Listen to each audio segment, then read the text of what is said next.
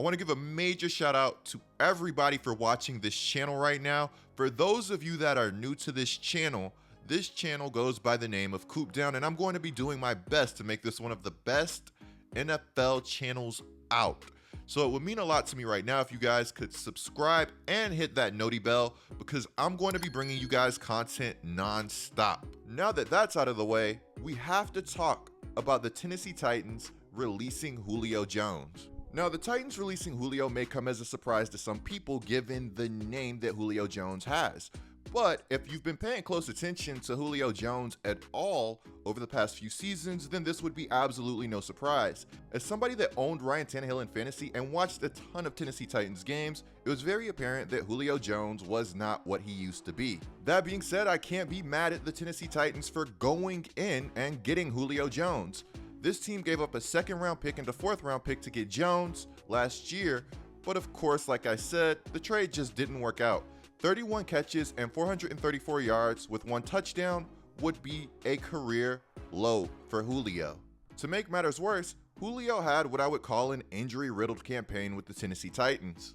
And honestly, I think that's really unfortunate because this Tennessee Titans team finished as the best team in the AFC at the end of the regular season. That's not me saying that they were the best team in the playoffs, but despite all of the injuries, despite Derrick Henry going down, despite playing Adrian Peterson in the 2021-2022 NFL season, the Tennessee Titans were able to hold everything together and make it to the playoffs as a 1 seed.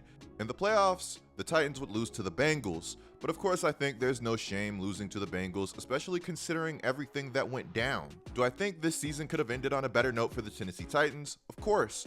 But do I think that there's anything to be ashamed of in Tennessee? No. Over the past few years, I've seen a lot of growth within the Tennessee organization. This team is not the team that it was with Marcus Mariota and a certain coach who I will not name at this very moment. The Titans general manager said it looked like we were headed in the right direction with Julio, but then we had some setbacks along the way. Unfortunately, he wasn't out there enough to really make an impact week after week. When he was out there, he helped our football team, but it was one of those things that seemed like a nick every week that we were trying to work through. That's a balance that you always work through as a player's career starts to get a little longer. You see some things and wonder if it was an isolated instance, or is this going to be a repetitive thing? Unfortunately, this would mark the second or third straight season that Julio Jones has trended in the wrong direction. As the trade didn't work out as I stated earlier, I can never be mad at a team for trying to strike while the iron is hot. Coming into the season, the Titans were a team that could have used an established number 2 receiver to complement their unbelievable number 1 in AJ Brown. I could sit here and talk for days about how good AJ Brown is and how good he's going to be. Because to be honest with you guys, I don't think that AJ Brown is even close to reaching his ceiling. It's easy to forget, but at one point, Julio Jones almost had 2,000 yards in a season. We're talking about one of the most uncoverable players to play the game of football at their peak.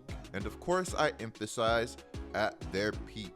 Brown showed a lot of love to Julio despite Julio being released. He tweeted out, "You have taught me a lot in a short period of time. I'm grateful to be a part of your journey.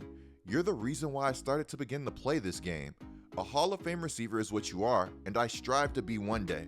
Thank you, I'll take it from here, salute." In the comments below, I want to know what team you guys think that Julio Jones would be a fit for at this stage of his career. While it's clear that he might not be the game breaker that he once was, I actually think that he has a good bit left in the tank. You can call me naive, but I always err on the side of optimism, especially regarding players that have been as talented as Julio Jones.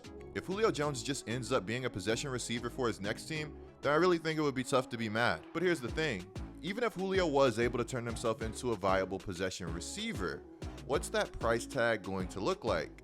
And how good exactly is he going to be? There's going to be some tough decisions, not just surrounding Julio Jones, but surrounding the teams that are interested in him. Is Julio going to still be looking to cash out? Because remember, we're talking about somebody that has tried to break the bank time and time again in Atlanta. And this is somebody that knows the weight that their name carries, for better or for worse. If I was Julio, maybe I'd be looking to play for a contender at this stage of my career. Let me know what you guys would be looking to do down in the comments below.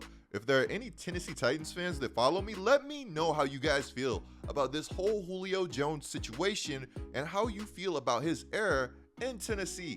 Clicking the video on the screen right now is a great way to support this channel. I'm Coop Down, moving the chains. Until our next upload.